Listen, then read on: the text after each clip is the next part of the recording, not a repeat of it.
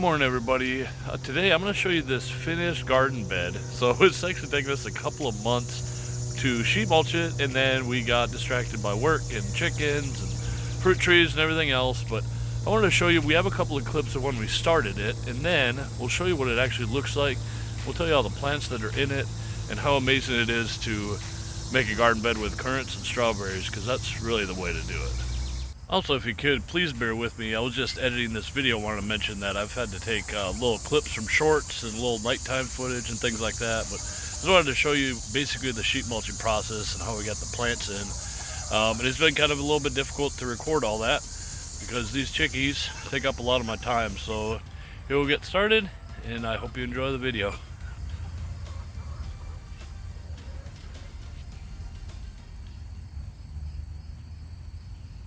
But we had all these under here last year, and that actually kept the grasses down. But this year, they just got a little bit too wild and kind of starting to lose strawberries to all these different grasses and stuff. You can see they've done their very best to get up and over. But we have the grass isn't actually the biggest problem. The biggest problem is these lower branches are starting to cut off morning sun. Which these strawberries were perfectly fine with just having morning sun last year. And then we also have this tree that is growing down. I forget. I mean, other people would probably watch the video and go, "That's what that's called." Well, I don't remember what it's called. So what we're going to do is we're going to actually trim that back quite a ways, and then trim all these branches back.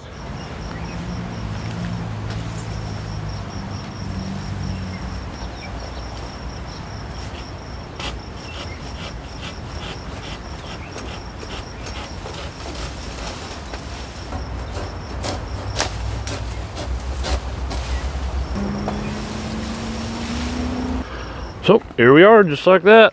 I don't know how long that took. Approximately 2 minutes. There's a couple things. I'll just have to get some hand pruners, whatever in here. But we got all that free, which will further imbalance the trees. So I might end up trimming some more on the other side, but we'll do that a little bit later. You can see this one is from that giant leaf tree, elephant ear tree, whatever it is. We got new growth here, new growth here. So that actually made cutting these branches feel a lot better. We don't have to worry about trying to find a bud for it to leaf out. It's already got a couple. You can see this one's naturally just shot up. So I've gone through and I took out a couple more branches here on this side, and I may end up doing maybe 1 or 2 more just to really make it level. I'll probably reach up and trim some more. I wanted to show you real quick before I mowed the strawberries. We had them all in pots, but as you can see, some of them, as they leap out of their pot, they get to plant themselves, and that's through wood chips. It just fell down and planted itself. It's pretty cool. That's why we like the June bearing type, because this will go off, come a plant. This one get a plant. I might actually dig that up just to save it. But anyways, I got to at least mow. I'm gonna do that.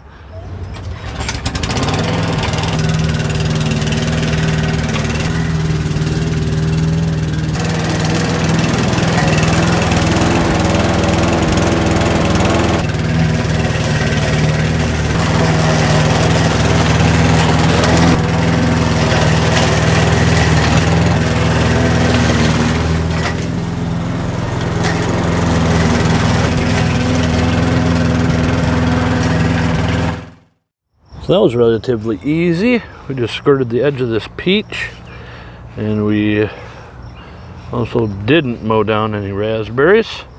But it brings us to our next little job here. These raspberries would be okay in this kind of grasses, but we were thinking that everything would benefit if we used one of those little hand size. Just kind of grabbed handfuls and at least thinned out some of this grass. It's not going to be super straight and level. It's not going to be super well manicured, but like plants like that are fine. I just worry about some of these smaller ones, but we'll take all that and we'll just dump it right down on the wood chips that are already there, and it'll feed the plants we want to keep.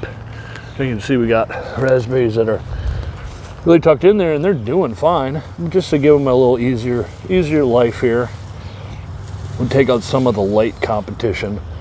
Might not look hugely different, but you can see some of the evidence here. Just turn up some of the grasses, throw it down as mulch. That'll help feed the neck. Oh my gosh, what is that?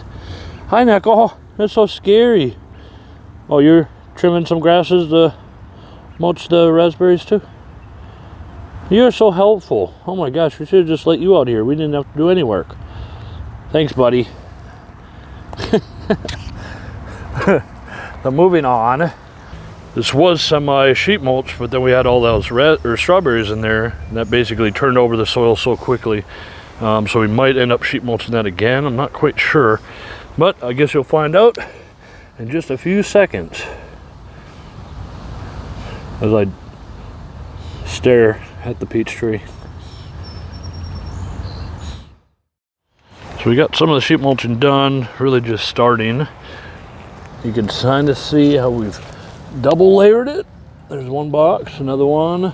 We just gotta make sure that these little slits are covered, and we want to get as much coverage as possible, but we're not going to worry about too much on the edges and things like that. We kind of expect some grasses to come back, but this is more of the coverage that we're looking for.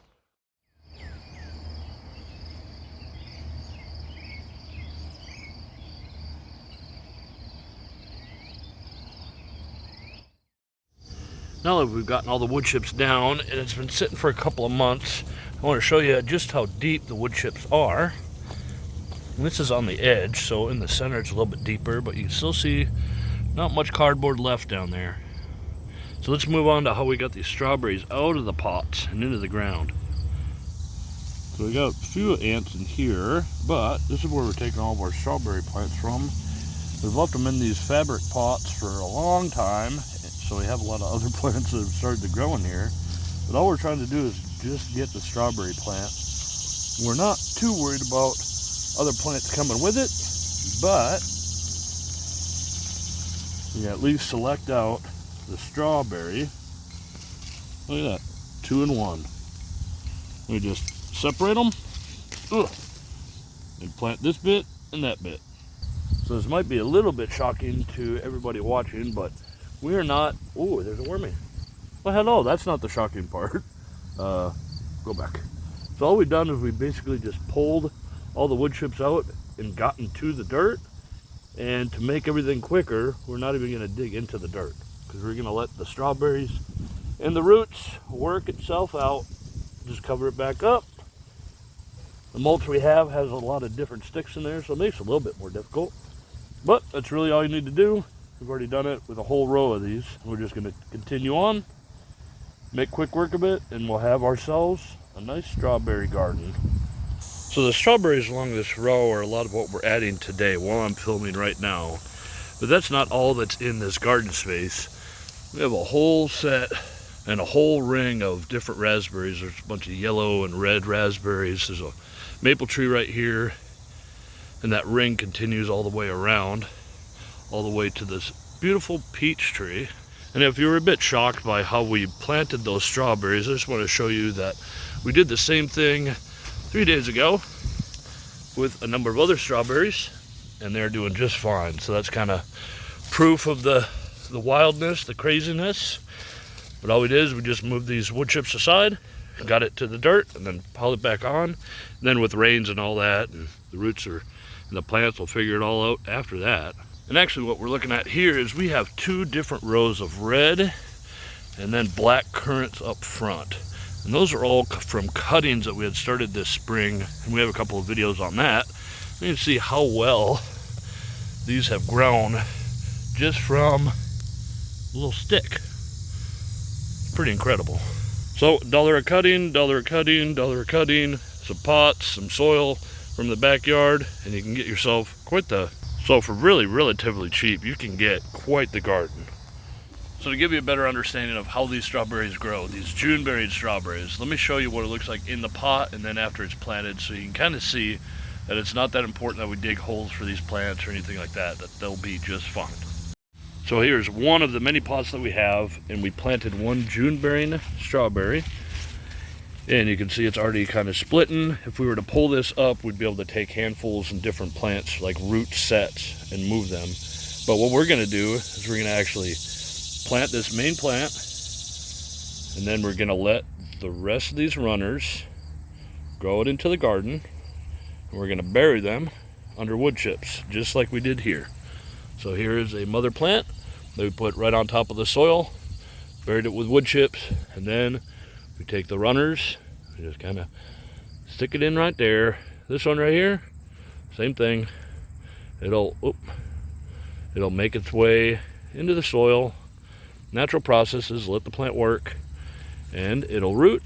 This one's probably already rooted. This one's already rooted, and it'll spread from there. The coolest thing is the only plant that we actually got touching soil was this.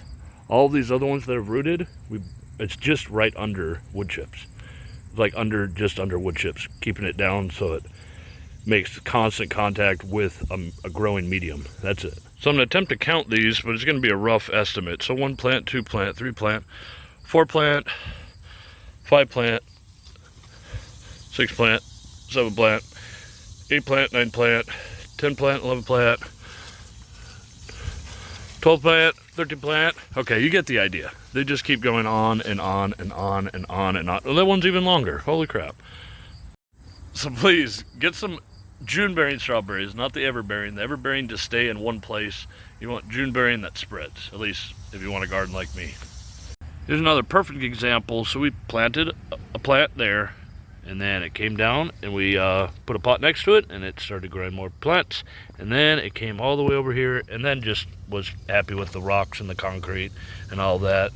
This is exactly the medium that those other strawberry plants are growing in. Here's some more that made contact with the rocks earlier, and we're gonna split this up, probably separate the roots of this plant. Then we're just gonna split this up, catch all the runners, get those buried, and we'll be pretty good to go. But I think that's probably all we're going to record today. We've still got some more work to do, but we've got to try and focus as much as we can before it gets too hot out. But the general idea is to try and circle this tree with as many strawberry bushes or strawberry plants as possible, maintain a pathway, and have all these strawberries on the edge. And just like I mentioned before, we have raspberries going through. That'll be a nice little walkway. All this stuff will kind of fill in. This will all kind of fill in. And then we'll have the 2 rows of currants right on the front there, along with our peach tree. And it'd be really nice if we could get these dug up and then just kind of fill that in with other bushes. That's why that one's still there, to kind of remind me. But we won't be digging that up today. It's just getting too hot out. We're trying to actually hide in the shade of this tree. So thank you for watching. I hope you got something out of this video, and it's really amazing. I just wanted to show you how well those, not only the currants grow. I mean, the currants, you plant them just the same anyways. I guess you could try and dig those down a little bit, but they grow just as readily as strawberries. And these June-bearing strawberries are just amazing how much they multiply. The number one problem with them is you just have to thin them. You know, like take a quarter of the plants in a field out every year, and you'll keep producing. So thank you very much for watching, and we'll see you next time. All right, bye-bye.